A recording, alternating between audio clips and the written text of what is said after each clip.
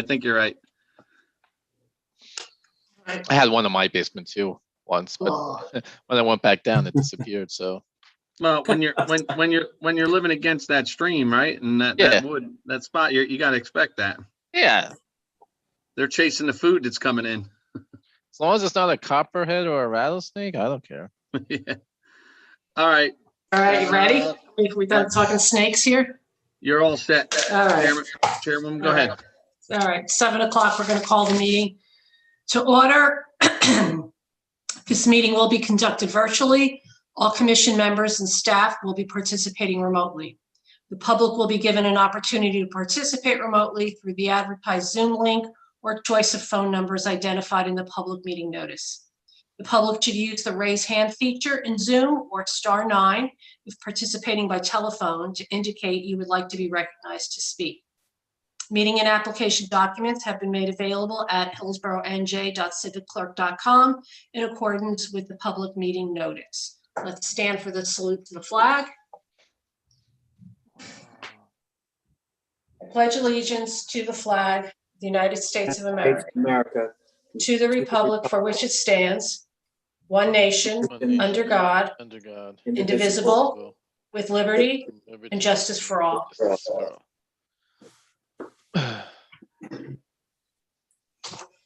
This meeting has been duly advertised according to Section 5 of the Open Public Meetings Act, Chapter 231, Public Law 1975, the Sunshine Law.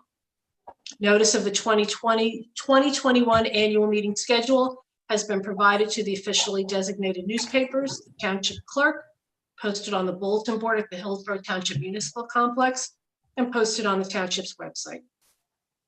Additional notice has been provided to communicate that this meeting is being conducted in accordance with the governor's executive orders and pursuant to Public Law 2020 C11, which allows for meetings to be conducted electronically.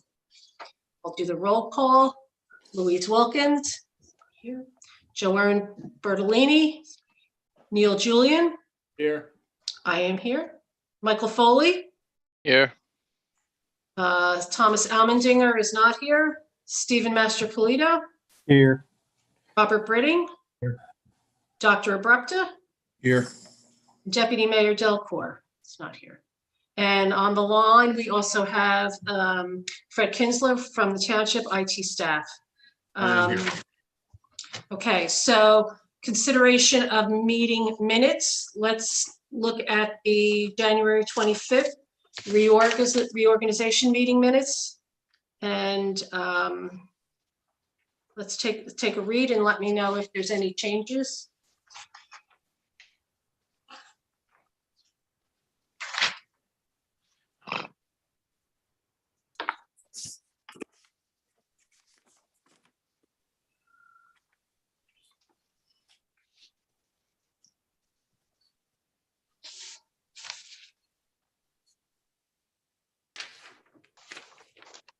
I'll make a motion to approve the reorg meetings of January 25th, 2021, Environmental Commission.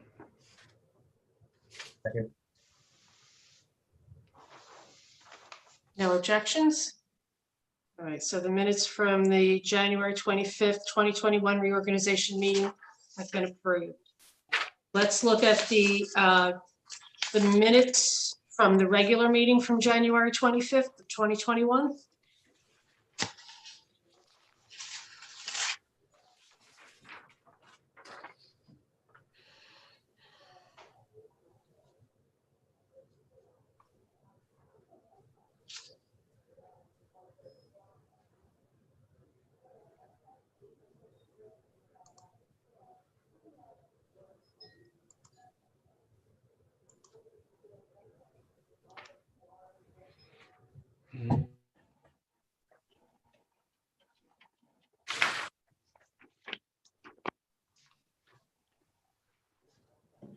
Do I have a motion to approve the regular minutes?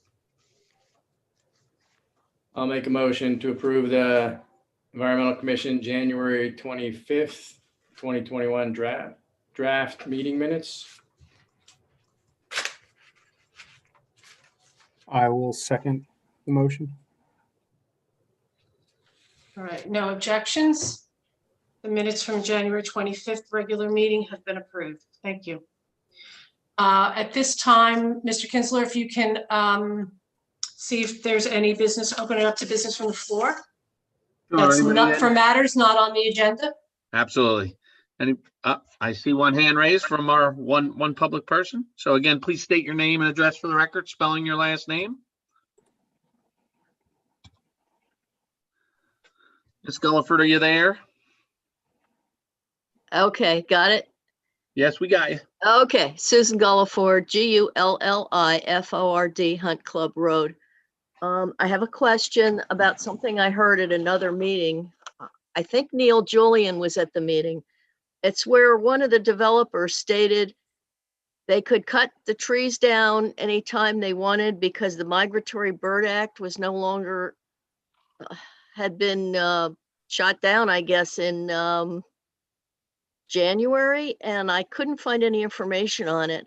And I sort of wondered if that was going to have anything to do with any of the developments that are in progress now in Hillsborough. Yeah, Susan, it's Neil. After the meeting, I requested that a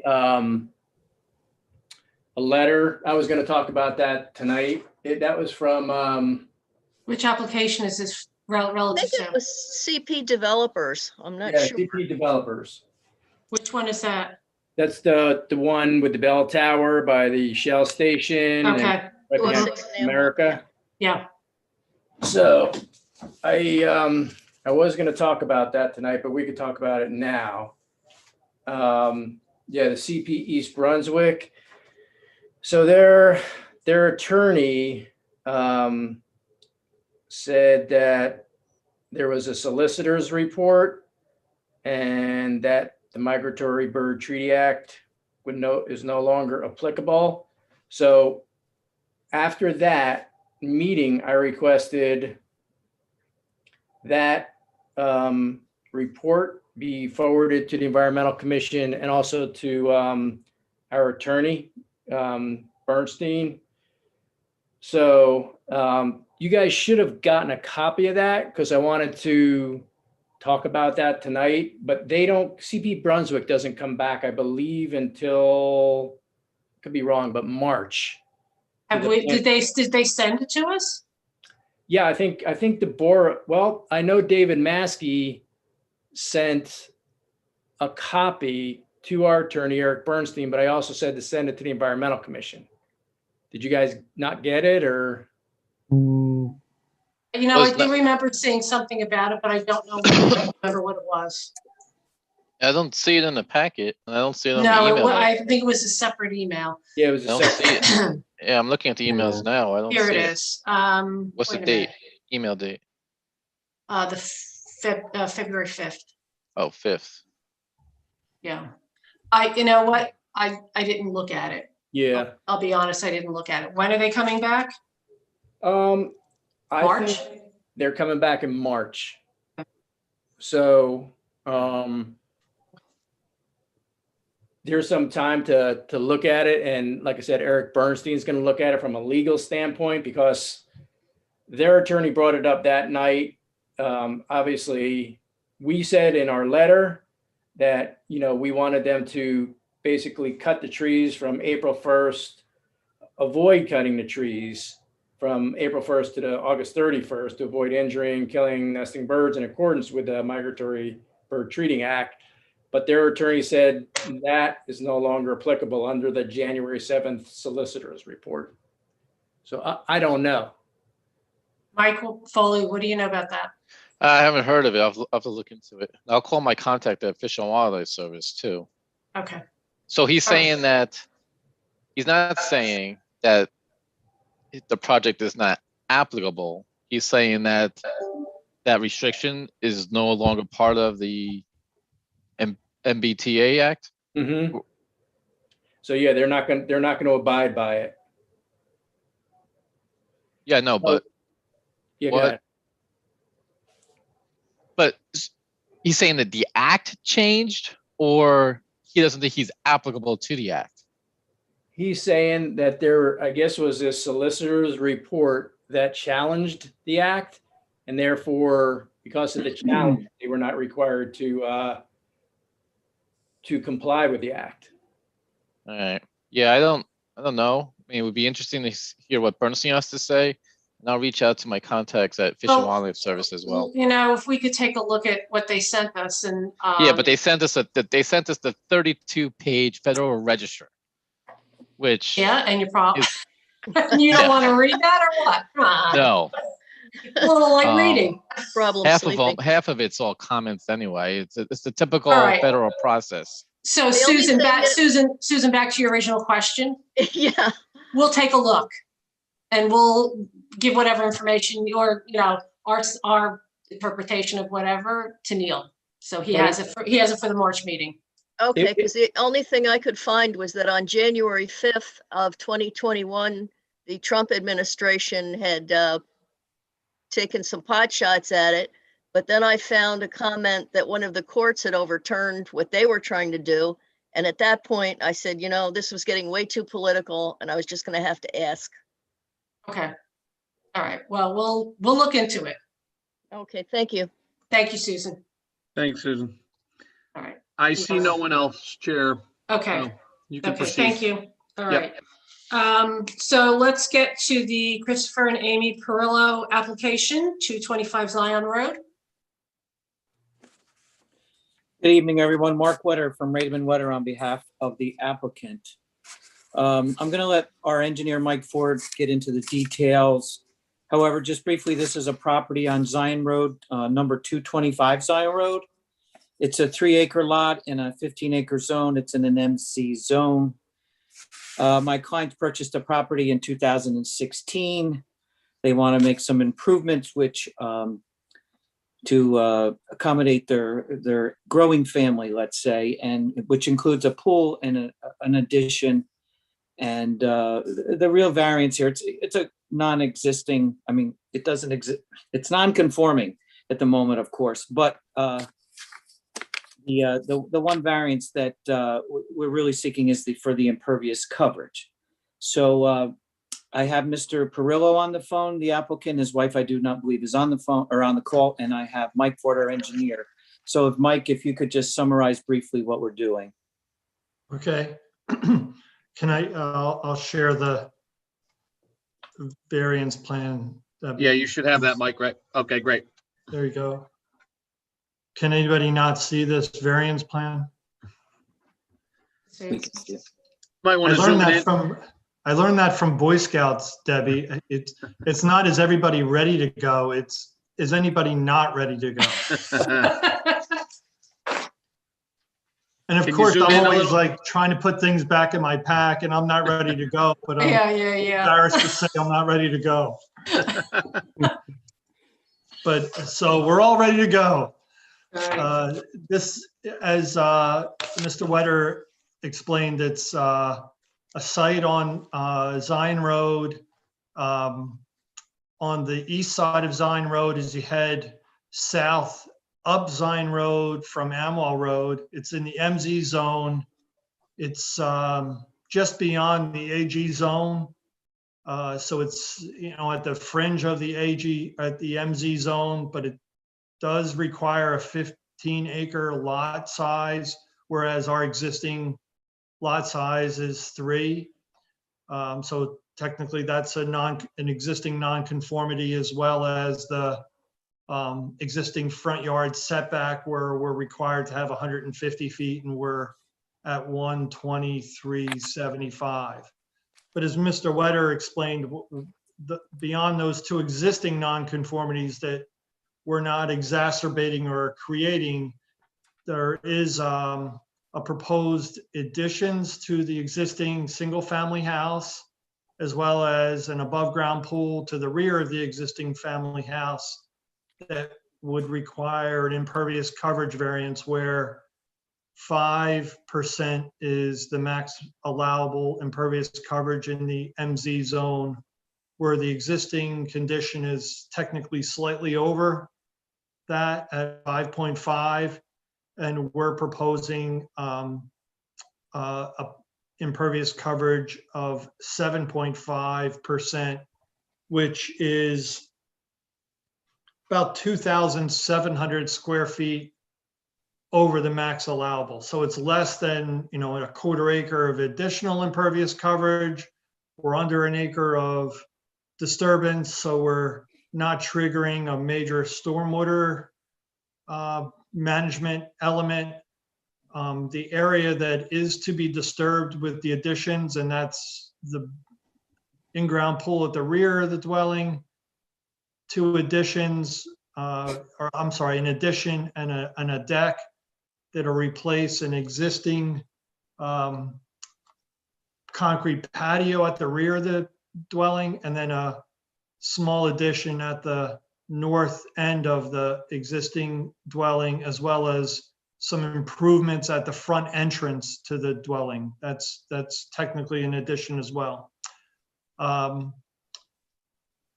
The client purchased the property in 2016. As part of that purchase, or at the time of that purchase, I'll say, the existing septic system was replaced, and that's what you see on the variance plan I'm highlighting now, which is in the northwest corner of the property. The site has access via a driveway from Zion Road, basically opposite Castle Hill Lane, which is I think a public road that accesses about a half a dozen lots. You'll see it on our key map here to the west of Amwell Road. Some of them are developed, some of them are not. With regards to other elements, we anticipate that will require a soil erosion and sediment control approval from the Somerset Union Soil Conservation District. However, that application hasn't been submitted yet. We have on many applications such as this made application, then there's been changes to the plan and we have to amend that application with the soil erosion and sediment control folks.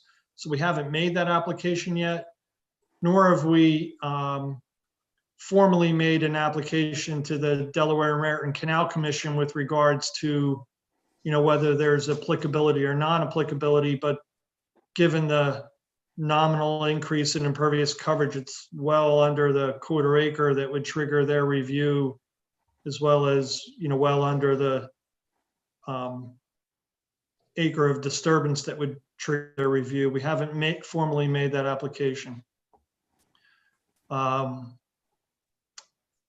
Other environmental, I'll say, potential concerns. We have not done a formal wetland investigation on the property. We have the topographic survey shown on the property. We have done the proposed grading details to accommodate the pool. We've endeavored to accommodate the existing slope of the property to minimize disturbance by providing retaining walls around the perimeter of the patio pool area so that there's not extensive regrading required.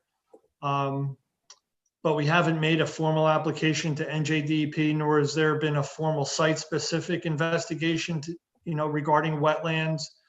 We have reviewed the NJDEP GeoWeb, which doesn't identify any wetlands specifically on the property, but there are identified potential wetlands to the west of Zion Road. There's a drainage feature along the west side of Zion Road that crosses under Castle Hill Lane and then continues north down to the intersection of Zion Road and Amwell Road, and then crosses under Amwell Road via culverts. So that's, I'll say, generally in a nutshell, what we've proposed. It's a impervious coverage variance. It is to be scheduled for a Board of Adjustment hearing. I don't know that we've been given a date yet, but I suspect because it's in the MZ zone, we were sent to the Environmental Commission. So you don't have a date yet for Board of Adjustments? We don't. Okay. Okay. We've been deemed complete, and I don't know that we've received even any technical reviews yet from the planner or the engineer, correct, Mr. Wetter? Nothing yet. Yeah. No, I haven't seen anything either. Okay. Is this a flat house? What are the slopes on here, Mike? It's we submitted some photos of the frontage along. Yeah, Alma Road. I wish we had Yeah. photos of the Hold on. property. I will, Mr. Chairman, this is Fred. Let me stop Mike from sharing. I can share the ones that Deborah sent me that I think she had up on Civic Clerk. There you Okay. go.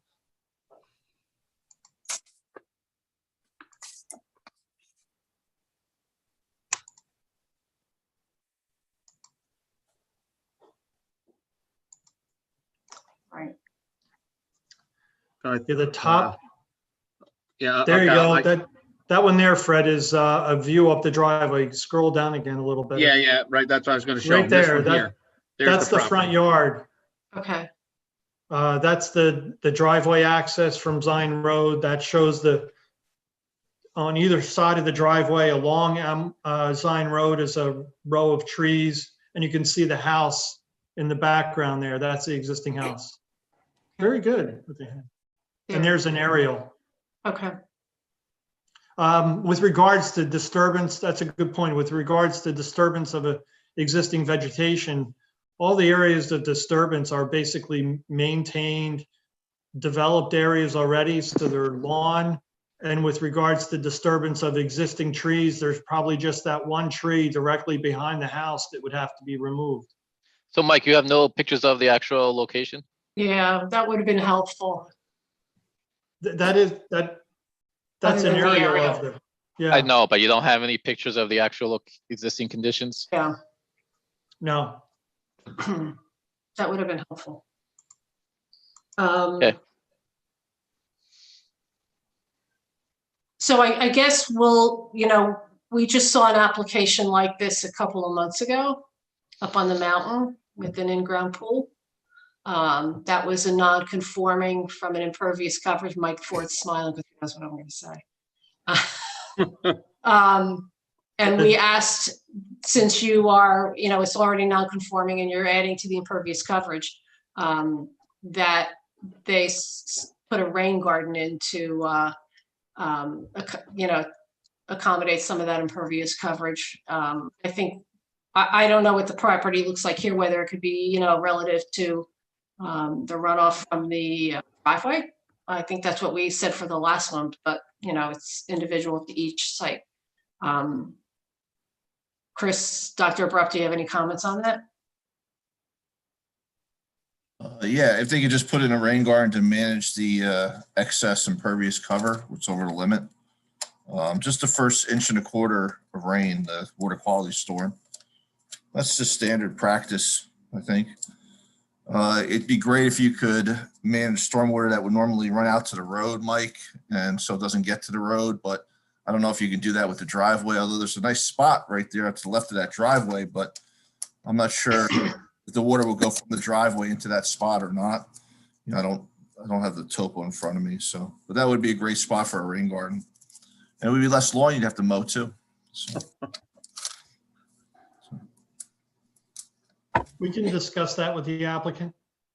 Yeah, I The mean, other option is, since we're, expanding the dwelling right up next to the dwelling, perhaps, some dry wells that capture the runoff from the roof, since that's all new, and even perhaps some of the existing roofs, so we don't even just mitigate for the additional roof runoff, but the existing runoff as well. And it's, we're always balancing with these stormwater management BMPs, the appropriate locations. This, just to the left of that picture that's on the screen now, you can see I'll say behind that tree where the, replacement septic system was located, and it was a mounded septic. It is mounded. Yeah, so, if the soil conditions are not, I'll say, suitable, we have shallow depth of groundwater, or, some other issues with placing a rain garden, if that were to be proposed. you'd have next the to- you'd have to driveway, keep we could it- do a drive.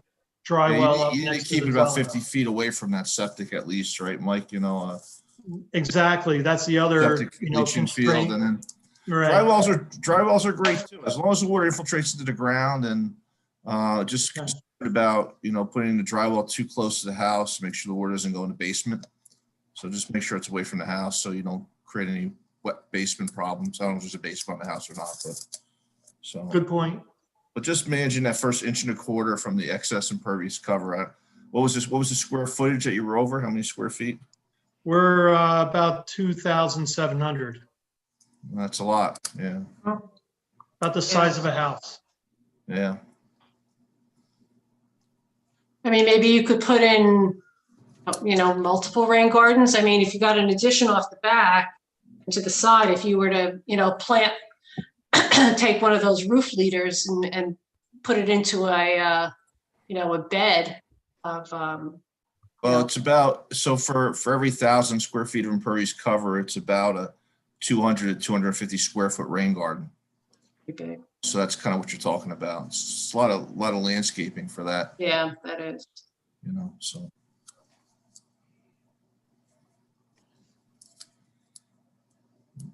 But there's, Is there any landscaping planned around the pool or anything, or around the addition, or that's not discussed?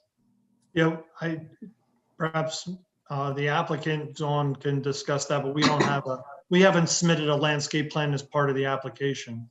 Okay, that's fine. And I know that we had the discussion with the other applicant based on one of the comments from a neighbor that the concern about filling the pool from their well. Yeah, that application on Long Hill Road Mhm. was at the Board of Adjustment last month or earlier this month, and one of the conditions was the initial filling of the pool would be done by water truck, Okay, not by the well. okay, and I guess we would say the same thing for this also. Yeah. Does anyone on the commission have any comments or questions? Sure. Mike Foley here. Mike, you said no wetland LOIs were done or anything?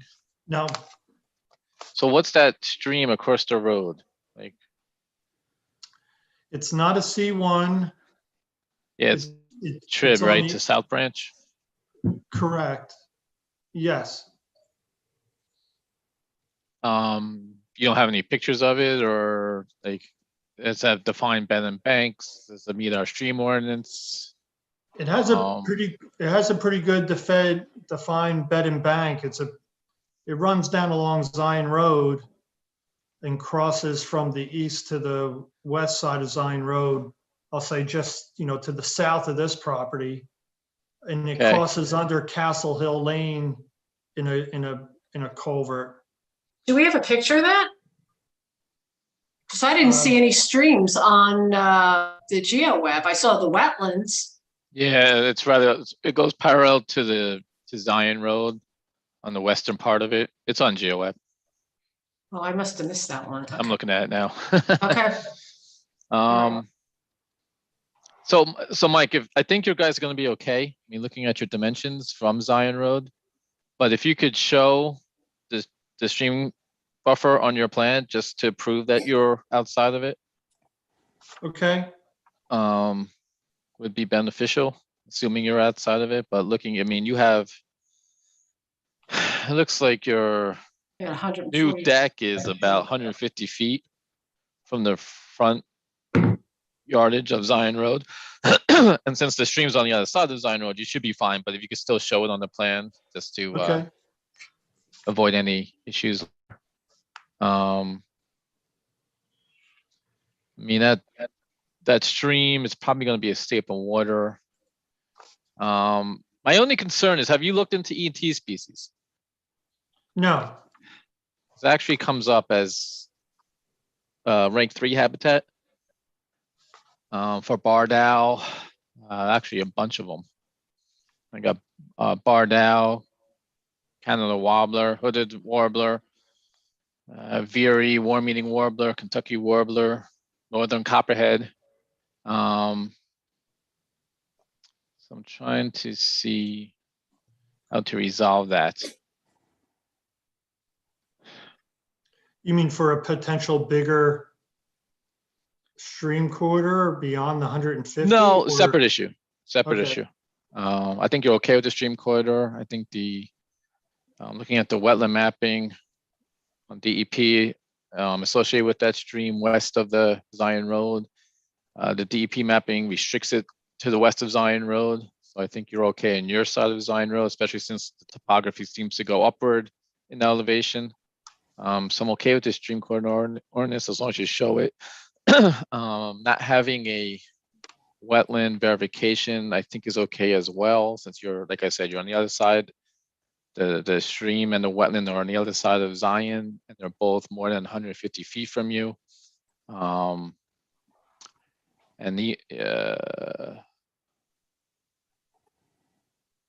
so I'm just trying to resolve if we need to do anything just to avoid any issues with E&T habitat. Let me think about that. Because E&T is only going to be associated with a DEP permit, and you don't need any DEP permits, right? Right. And you're not in a floodplain? No, we're actually, you can see, we're like We're up on the hill. almost 30 feet above Zion Road. Oh, I know, but you know the new preliminary firms, Mike, since Sandy. Yeah. 30 feet's No, nothing no. nowadays. No. But as far as the mapping goes, the legal mapping, you guys are above that. I didn't have Yes. a chance to look, Yeah. and that's not on GeoWeb.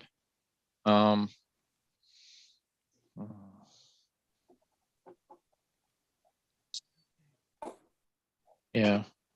Let's see. All right. Let me. If anybody else has any other questions, I can think about this one. So Mike Foley, what is it that you want them to address? You want them I to don't know address- yet. That's what I'm saying. If anybody else has Alrighty any then. questions, I can think about it for a little bit. All right, so they have to address the stream corridor, Just show it on the plan show it Just on the plan. to prove that they are outside of it. Okay.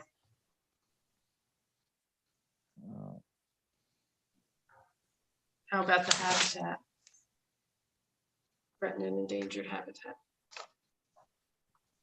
You're just adjacent. I mean, actually, it's not your property. It's the property to the north.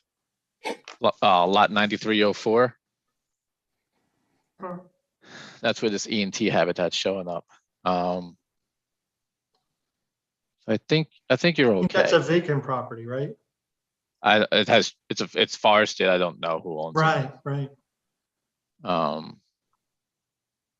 Let me.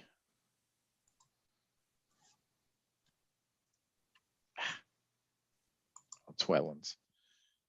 Yeah, it's not on your property. It's adjacent to your property. You're not cutting down any trees, right?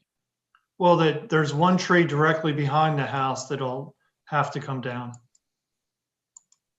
you know what kind of tree that is? Looks like No, I it's don't. a pretty good sized tree though, right? Yeah, yeah. All right, I think I'm going to request though, regardless of the other projects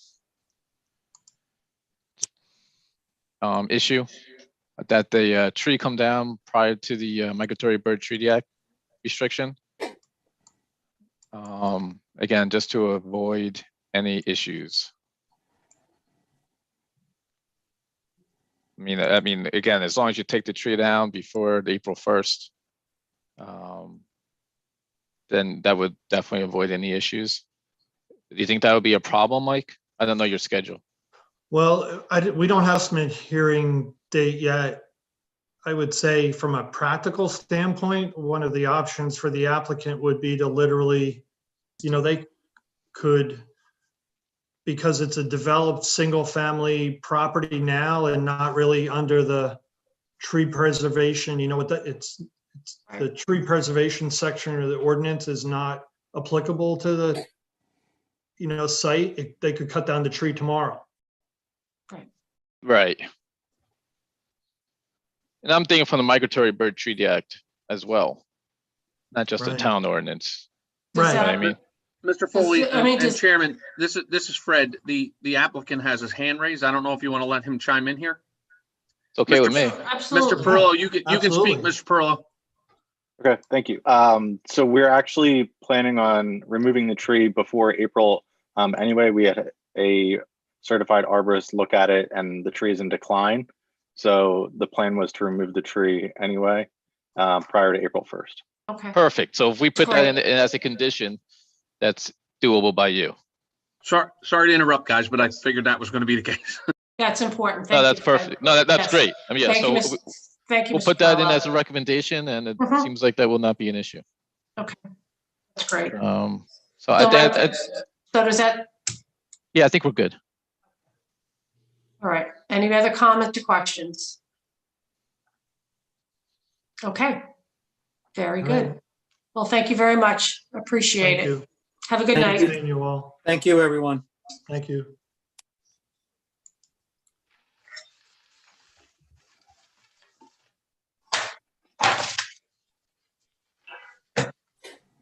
There's no note. Okay. Do we have any consideration of old business? Hey, what, Deb? Consideration of old business? Incinerationable? Could incinerate it, but you know. Consideration. Well, I just wanted to go over a couple of things because I got Campus Drive on Thursday night. So, That's like the song that never ends. It's like all the snowstorms. It just keeps coming and coming and coming. oh yeah, Thanks for reminding me, Neil. sure. Go ahead, So, Neil. while I got everybody here, I was writing down a few things. I mean, the one thing we already talked about, which is that CP Brunswick, that's the Migratory Bird Act. Right. I wasn't gonna, Mike knows when it's coming back. I think it's coming back in March, but I didn't want to drag him into another application. Okay. You know what I mean? So if we can resolve that. You mean before- like Ford? Yeah, Okay. I think Mike Foley Yeah. looked like he was surprised. Mike Ford, he did, he was the one that basically Okay. was involved in that, but I didn't want to drag him into that. Okay. So that's one thing, but the Campus Drive, I wrote down some notes. And these are some thoughts from, I know Chris had mentioned a couple, I know Mike had. So this regional watershed approach along with the county to address the stormwater. Am I saying that right, Chris? Like, I know you had mentioned. Yeah, so what I was saying is that whether this development goes through or not, Right. we should try to work with the township committee and see if we can't get some grant funding to do some sort of regional plan for that area. So it's usually called a regional stormwater management plan. And they have specific kind of requirements for that inside the New Jersey's stormwater regulations 7:8. So it kind of outlines what goes into that plan. And what the main thing is with that plan is you're studying the entire watershed, but you're also engaging the people who live there to try to get their input on what some of their concerns are. So you take that into account when you're doing your recommendations in the future. So is that a possibility in terms of obtaining a grant, and how would that work? I don't know. I don't know if you can obtain a grant. One thought I had was maybe that might be something the county might be interested in funding. There's FEMA funding that's usually available. So Somerset County has what's called an all hazards mitigation plan. And Hillsborough Township has a section in the appendix. And in that section, we identify projects that we want to put in place to help improve the resiliency of our community. So I think this could be one of those projects to do a plan and implement stormwater practices in that area to improve the resiliency of that neighborhood on Johansson Ave there. Is it appropriate to say that the Environmental Commission could help facilitate that? Sure. Okay. So, When you say that, do you mean me? Is that? Absolutely. Oh, yeah, okay, sure. Sure. We meaning Well, you. I think, you know, I'm gonna raise these kind of thoughts, and I'm gonna raise these type of issues in terms of saying, you know, there might be certain ways to kind of mitigate some of these issues. I mean, the other thing I was thinking about was the stream, obviously the stream corridor ordinance.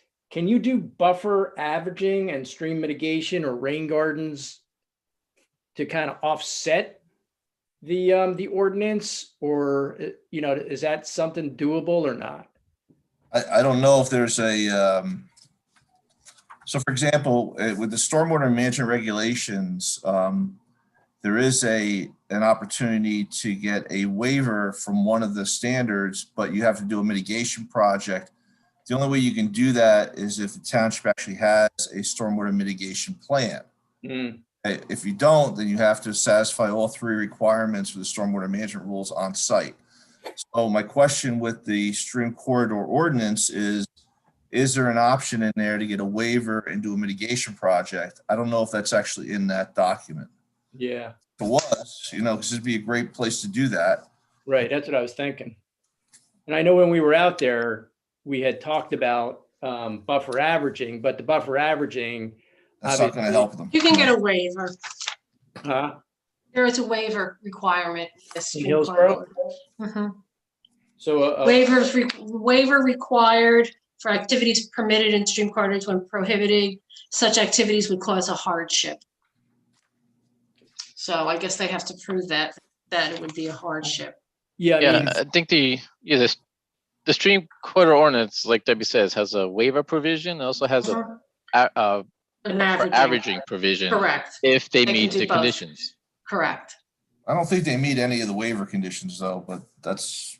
I'm not saying whether or not I'm not saying whether they meet them or they don't meet them. I'm just saying that's available in the ordinance if it's available to them if they meet it. called a waiver for a mitigation, or what? I'm sorry, how'd you say it? A waiver for, it says waiver required for activities permitted in stream corridors when prohibiting such activities would cause a hardship. So if they can show a hardship, they can request a waiver. They can request a waiver saying it's a hardship, and then I guess the township has to, you know, vote on that. But first, you know, first of all, the planning board has to decide that this is a stream and that it's going to apply. I don't think we're quite there yet, are we, Neil? Oh yeah, we're there. Okay, super, excellent, okay. Oh, we are. Yeah, Okay. I mean, don't you agree, Mike? I mean, they agreed and we agreed. I mean, their attorney said that it's a stream. We all agreed it's a stream. Absolutely. I just didn't know what decision the planning board finally, you know, made one way or the other officially. I don't either. I mean, I kind of Okay. called out Maskey and he didn't have anything to say. So it's just kind of like I'm leading the charge here. And, you know, I say it's a stream, and their attorneys, what's his name? That guy, Tom. He said it was Offendorf. Offenord? He's Yeah. the environmental guy. He Well, said it was there's two things that I saw, Neil, was one, they agreed it was a stream. Yeah. But both their attorney and their expert said that a 50-foot buffer is enough to protect that stream. So They were gonna follow the state rules, not the I don't township think the rules. ordinance applies. Right. And then right. our comment was that, well, yes, our ordinance does apply because it enhances the state's ordinance. It goes beyond 50, goes to 150. Compliments. That's the whole move. Complements it. So Complements the we're state's allowed to do that. It does not contradict it, but it complements it, right? Correct, it does. It That was the point. complements it, and therefore that home state rule is, you know, I applicable. would like to send, I would like the commission members to tell me if they agree with me or not, but I would like to send another follow-up memo to the planning board saying that, you know, we don't want to set a precedent Yeah, by not saying that this is a stream, because then that will just set up for future applicants to use that against, you know, to their benefit. well, Is and that an appropriate thing to say? absolutely. Yeah, I mean, Okay. that was something that I was going to say, you know, as part of, you know, my thoughts, that it is a bad precedent, and especially even tonight. I mean, the guy's got, you know, a stream by his house. Okay, he didn't approach the 150 feet, but here you got, you know, Mike Ford, the same guy that's going to argue the other way, but he could just say, well, forget about that. We don't use that because we proved that it wasn't an issue anymore. So yeah, it's a bad precedent. Okay. I say take it to a judge, you know? Yeah. If that's the case, let a judge. Absolutely. Exactly. Because Okay. at least we'll know as a commission this way whether or not our ordinance is enforceable. And if it's not and we lose, so be it, then we'll have to revise it. Right, but You know, I have a friend of mine that works for, I don't know, Mike, you must know them, Princeton Hydro out of Ringo's. And I asked him this question. I said, you know, have you seen other stream ordinances? He said, oh, you got to look at not Lawrence Township, Hopewell Township. He said, very, very strict stream corridor ordinance. And when I went and I looked at it, it was like ours, but it had that greater than 50 acre provision in there, like the state did. So I'm like, yeah, no, ours is much more stringent. Yes. So, but you know, before I kind of laid down the gauntlet, I wanted to come up with some kind of food for thought to, you know, maybe have them consider, but I don't think that they're looking for this waiver in terms of a hardship, because they were like pretty steadfast in their statement saying, no, we don't want a waiver. We're going to challenge this. Correct. So they have as much to lose as we do as a township, you know? So, you know, if they go before a judge might say, no, you know, I rule in favor of Hillsborough. So go back to the drawing board. Yeah. I mean, I think Chris and my stance and write-up is pretty founded, and Yeah. nothing's changed. So what this commission has previously provided to the planning board still holds true. Both letters. Absolutely. So there's really nothing else for us to say. Either Right. the planning board It's up to them. is going to agree with us and uphold it, or they're not. There's nothing else that we can offer. Right. What I think though is like some of the thoughts that you guys came up with is a good way to kind of table some of these topics, because, you know, you're talking about issues that affect a lot of the residents there. And regardless of who wins these legal battles, you know, I would, as a developer and as a township, I mean, sometimes that is the job of the planning board to kind of reach this equilibrium. And that's what I'm trying to do when I'm gathering all these thoughts. And maybe they haven't thought about it yet, but maybe there's certain things that they can do to kind of, everybody walks out with a little piece of, you know, of a win there. So I don't know. It's just some things I was thinking about. Okay. Are they going to wrap up that one on Thursday? I hope so. I don't think Well, it's up to you. It's not up to me. It's up to the IT guy, they would. It depends how many questions Susan Gulliford has. I don't know. Well, if there was also a new I see you on the phone, Susan. So I'm just She's joking. still on. there was another letter from a couple of adjacent residents too. Yes, if you there saw that was. one. Yeah. And she Where brought is up the complement versus conflict issue. Yep. She brought up the stormwater issue. Yep. And what the Well, planning don't they board have does a with that, I petition? don't know, but Didn't they have a petition with like 2,000 signatures? Yeah, 2,000 She signatures referenced in it. Hillsborough can really throw an election, just so you know. 2,000 right. signatures can elect a Democrat, actually might be able to elect a Democrat in this town. Just keep that in mind.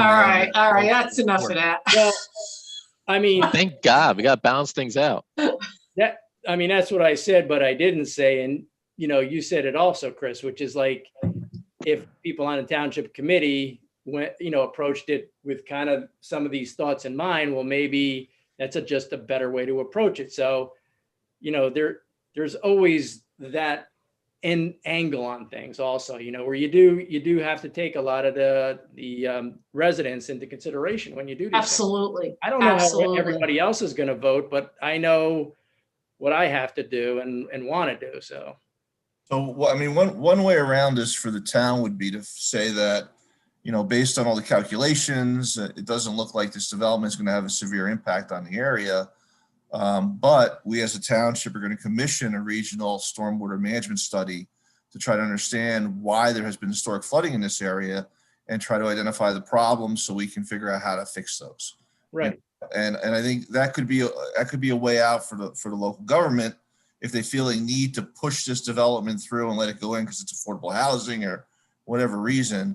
But I think, someone's going to, at some point, have to say that either the stream corridor ordinance doesn't apply here or they're getting a waiver. And if they're giving a waiver, I'd like to know why they're giving them a waiver, because it's certainly not one of the items listed in that ordinance of why you can get a waiver. Right. So I think if when they do that, they're opening themselves up for being sued by those residents for not upholding their local ordinance, right? The town is, you mean? But The town would be sued? The town would be sued by the residents for not holding up the ordinance. But the other flip side of that could be if the town says, yeah, but wait a minute, is it okay? We're going to do a huge study and try to fix this problem separately. Because damn well this problem was occurring before this was going in.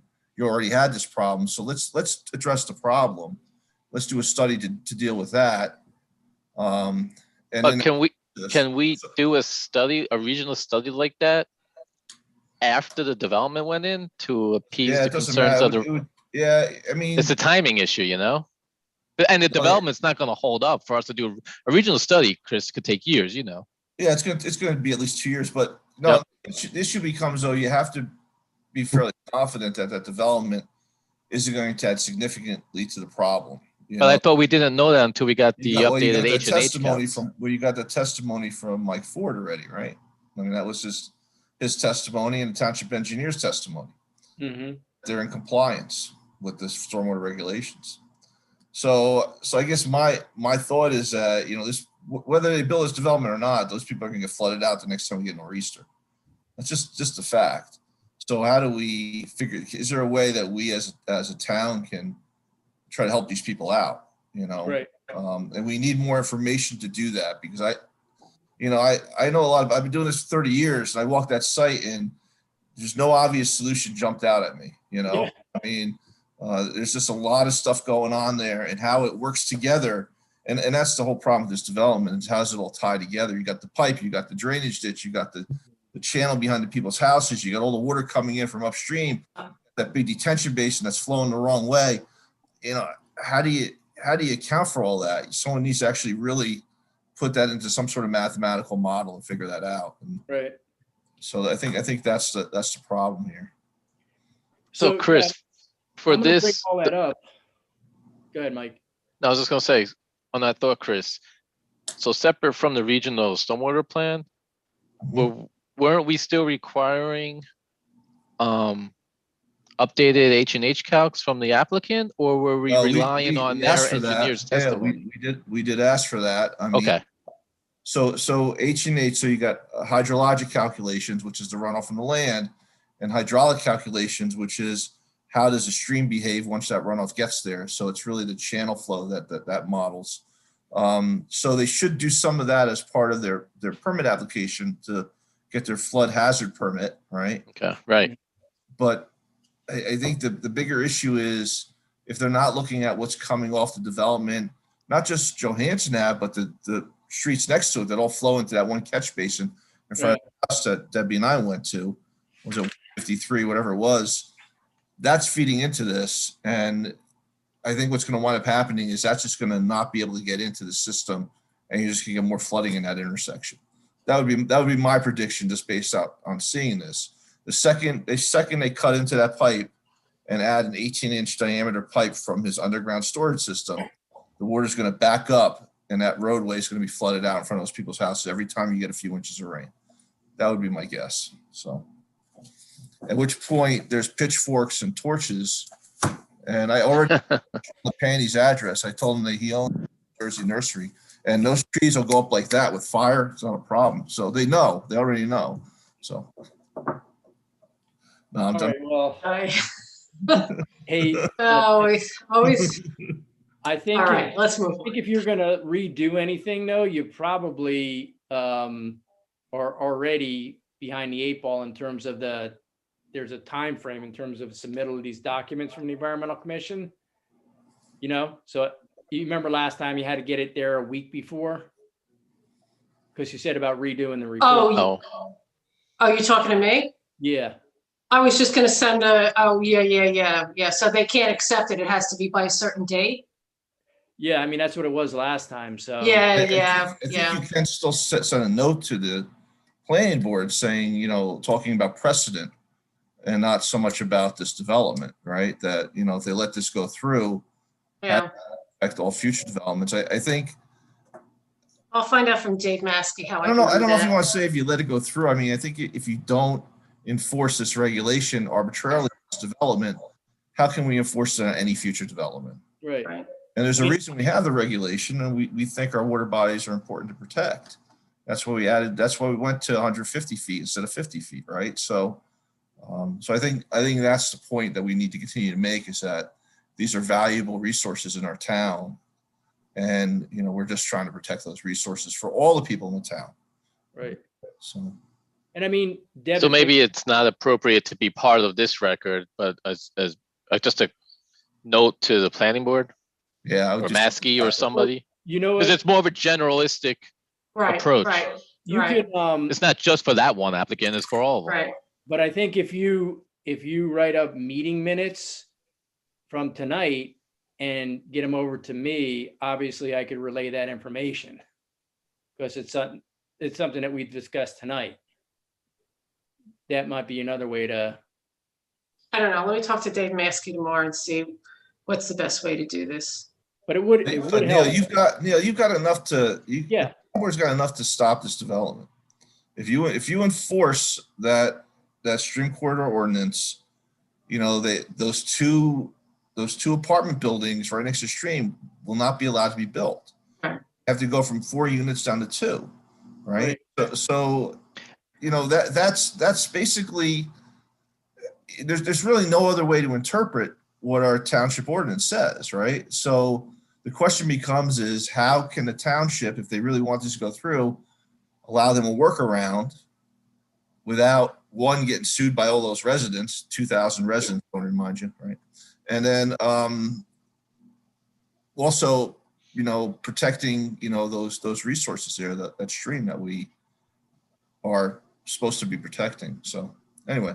yeah. I mean, for me, it just helps to have some of this information in front of me while I kind of go over it and verbalize it. So that's all I'm saying. I know all the issues. I know what to say and how to say it, but I'm only one person. So I just want to I don't want to leave anything on the table. I want everybody to hear what needs to be heard, and then everybody has to make their own decision, but I don't want to leave any stone unturned. Okay. So this is Thursday night, right? Yeah. Oh, it's good, because we're having a big party here. We're going to watch you on the TV, see how it goes. Cheering you on, Neil. I'm gonna have robotics on one screen and then a playing board on the other. There you go. It'd be a hoot. All right. But I think it's important to know too, Neil, that unless Chris may disagree, I don't know, but I don't, you know, we can't prejudge something that's not before us. So the planning board can't prejudge something that's not before them. So I know Chris said he doesn't think that a waiver would be applicable in their situation, and maybe he's absolutely correct. But on the other hand, maybe there's something that would make it allowable. My point being, you know, all we're saying is they have to meet the ordinance. How they meet that ordinance, whether it's through a waiver or a buffer Right. averaging plan, Right. if they can do it, is up to them. But we're not even at that point yet. Right. Like, I want to put the cart before the horse. You know what I'm saying? Well, yeah, Like, but it's once the stream corridor ordinance is applicable, then it goes into this other lane where they have to, okay, can you get a waiver? Yes or no? Can you do buffer averaging? Yes or no? Which will result in whether or not they can build 4, 2, or 3 of their units, But the township has to make that determination as to But whether we're they're not gonna there. hold them to the stream ordinance. And yeah, and we're not there yet. And we're not there. I mean, yet. I think Chris They're is gonna saying that he immediately doesn't ask for a think they waiver, could meet a waiver, but we're If- not as there soon as- yet, I don't think. As soon as you hold that ordinance, you're gonna ask for a waiver. And then the next question is, under what provision in the ordinance are you requesting a waiver? Yeah. Which one of these bullets here do you think applies to your development that you deserve a waiver, a hardship waiver, you know? How do you think you apply for that? So I guess. And maybe they know that and they don't want to go get a waiver because they know they can't meet it. So maybe that's why they're not even admitting to being within the ordinance to begin with, because they know they can't meet a waiver. Potentially, I don't know. Or maybe their lawyer just thinks they could push everybody around. I don't know. Or maybe that could be it too. I don't know.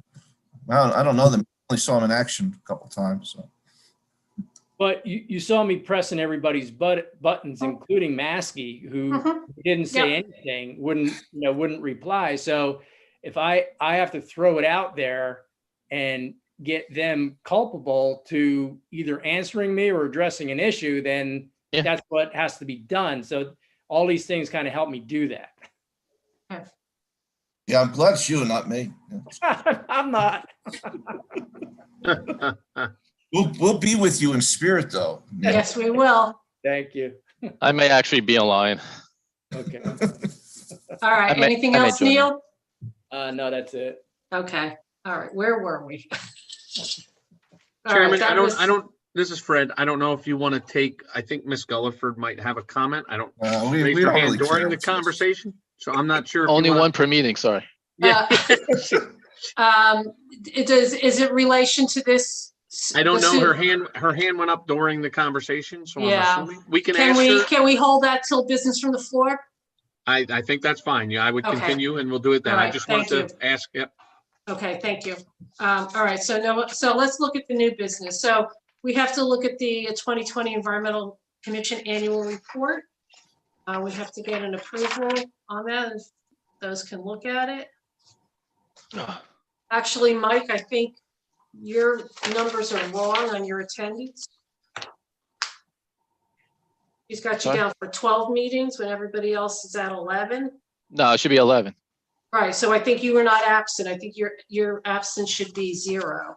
Correct. That's what it was on Deborah's sheet. Well, the one I'm looking at has you down for 1. No, I don't know. The one she sent out, the Excel spreadsheet she sent out, like January 5th or something. Well, I'm looking at this one right here, the draft 2021 that came in the packet. Oh, in the packet? Yeah, and it says you are absent 1. Oh, no, I was there for all of them. Yeah, you were. Okay. All right, so take a look at it and I need a motion to approve. Once everyone's had a look at it, I looked at it. I think everything is in here. Yeah, the packet I got shows Mike there for all of them, but. Oh, really? Yeah. All right, I will No, call. but it has A1 at the bottom she's talking Yeah, about. it does have A1 at the bottom. Yeah, that's true. But the one. But it's funny because But it the, doesn't show any absences up above that, right? Yeah. correct. Right. And I do agree with what Mike said on that email, even though we've never really enforced it, but some of these members just don't show up and you get the same people at all these meetings doing all the work. I hear you. Frustrating. I hear you. We'll have that discussion another time. Okay. Okay. Motion to approve the draft 2020 Environmental Commission Annual Report. I'll make a Yeah. motion to approve. I'll second. All right, so that's that. All right. Correspondence received. We have 2 committee reports. There was a lot of, I don't know if anybody took a look at these. There's a lot of letters of interpretation that went out. One is on 9 Harvard Way. Why are you laughing? I'm looking at Chris's look on his face here. For an LOI for 9 Harvard Way. Is that his house? No, Harvard Way is off of Campus Drive. It's the road that goes into Campus Drive. Oh, Anyway, so there's that one. Which one is this? Oh, that's Chris Higgins. Millstone River Road at the corner of Amsterdam and Millstone River Road. I think that's a vineyard down there. I don't know. Yeah, that's the vineyard there with Yeah. that old stone house. Yeah. What's going on there? I didn't see I don't anything in the know. packet. It's an LOI. Oh. They put in for they applied for a wetlands letter of interpretation, verification. Interesting. There's one for doggy daycare, and then there's one for public service. So that's what came in. So there's more stuff coming down the pike here. That wasn't in our packet, right? Was it? Yes, The hard copy packet? yes. No, it's not on Civic Clerk. Not in my packet either. Well, maybe I just got it. It says chair without plan. So I just got it then. All Did right. anybody else get it? I didn't see it. No, it was at the back of the packet. All right. Let me see whether I can get everybody to get all these LOIs. to Unless it was in an email? No, I think they came in the packets because I would not have printed this all out. Okay. Minutes, agendas, consideration, reports. No, she doesn't have it in here. Okay, that's fine. All right, committee reports. There were those two reports that we did. Considering there's no maps or documents. Okay, Fred, let's open it up to business from the floor. Okay, will do. Ms. Gulliford, again, just please state your name and address for the record, please. I don't know if it's about what we're talking about. Gulliford, Hunt Club Road. Thank you. Oh, I did want to add something. You were just discussing 206 in Amsterdam. I know they were in front of the Hillsborough Preservation Commission, which I'm a member, asking for a solar array. I don't know if that's related or not. Oh, I thought they put that in already. That's because that's an historic house there. Is that Ernest? Was that Ernest Park? Yeah, Yes, that was the applicant on this. okay. Well, It's I don't know not if that's related to what they're asking for or not. Also, I'm not sure. Am I allowed to make a non-technical observation on that campus drive, or can't you take comments on that? You can say what you want. You may have to say it again at the planning board on Thursday, but go ahead. Okay. Mr. Policastro, who's their attorney. Yeah, Chris. And they also have Elizabeth McManus, who's a special court master working for them. And he doesn't like public comments or questions, so I don't know what his reaction is going to be to people signing anything. And I think the applicant thinks he doesn't have to ask for waivers or definitions of hardship. He seems to keep stating that because they've got some affordable housing, it overrides everything. That seems to be, it's just pro forma. He's just there out of the goodness of his heart. What can I say? That's just an observation on that one. Thanks. Thank you. Okay. That's it. Chair. Last time I checked, affordable housing doesn't trump any regulations. You still have to comply with all the regulations, unless I'm wrong about that. Debbie, there's one thing from the Green Team or the Sustainable Hills Committee. Wait a minute, I just want to make sure that we have no other business from the floor, Chris. That's correct, Chairman. Brad, we're closed? Nobody Okay. else, yes. Okay, thank you. I'm sorry, Yes. Chris, go ahead. So the natural resource inventory needs to be updated. So can you get to work on that, or?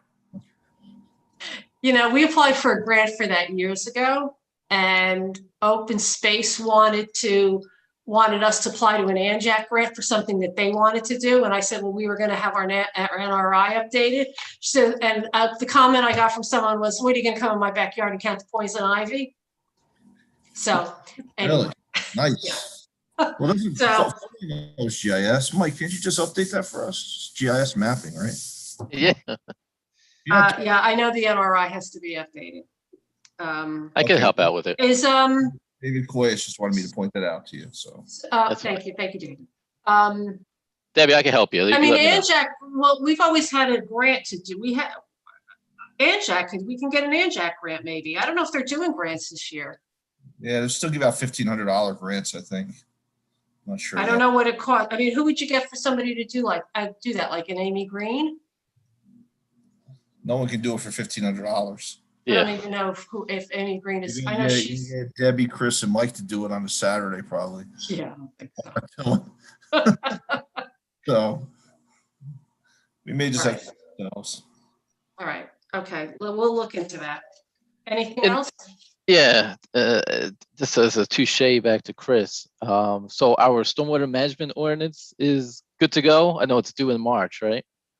So my role in that was I took what the Watershed Institute had provided us in that presentation, and I clipped out some of the things that I thought were appropriate for the town, and I provided it to the town engineer and saying these things should be, you should consider including these in our ordinance. Was that the enhanced ordinance that they put Yeah, the together? enhanced ordinance. I didn't think the whole thing, because the whole thing I didn't think was really appropriate. The one problem I have with that enhanced ordinance, and that it's not really a problem. It's more, I think it's a good thing. It's just a logistical issue, is that they have a minor development definition in there. Someone who adds more than 250 square feet onto their home has to manage a certain amount of stormwater.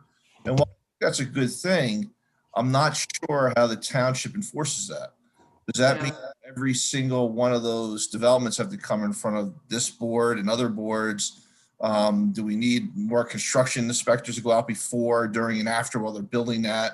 So it seemed it might add a lot of bureaucracy to this, and I'm not really sure how much benefit it's going to provide. I actually have a student now working on a project. Which is going to start next week, looking at the Roycebrook watershed, which is the main watershed in Hillsborough, and trying to understand if the regular ordinance that DEP wants us to pass versus the enhanced ordinance, how much more additional stormwater would we have managed over the last 5 or 10 years if we had the enhanced ordinance? Try to look at that. Also looking at comparing new development or major development to existing development. Is requiring new development to manage a little bit more water just as important as it is to go into the existing development and put in some stormwater management. So those are things we're trying to look at Rutgers. But what wound up happening with the town was they took the ordinance out of the back of DEP's manual.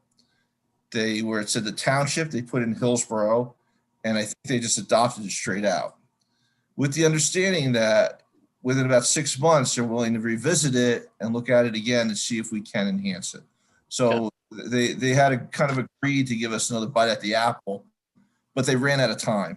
Because I think what everybody forgot was that this had to go to the county 60 days before May 2nd or March 2nd for the county to review it. So I think lost track of time, and you got the Watershed Institute telling people in January and February to adopt this ordinance. It was already too late. They needed to do it in November. So I think that's part of the issue. They just ran out of time. So Does it have to go to public comment?